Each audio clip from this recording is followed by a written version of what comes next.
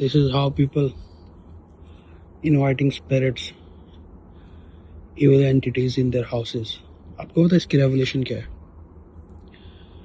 क्यों हैलोवीन के टाइम लोग अपने घर के डोर्स पे ये लगाते हैं? क्यों?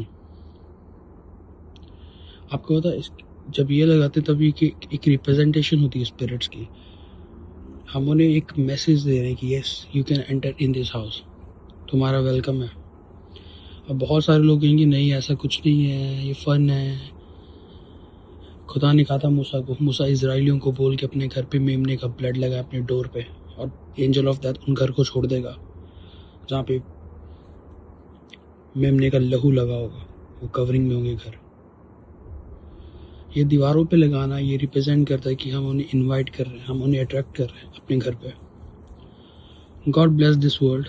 खुदा इस दुनिया को समझ दे, बुद्धि दे और अकल दे।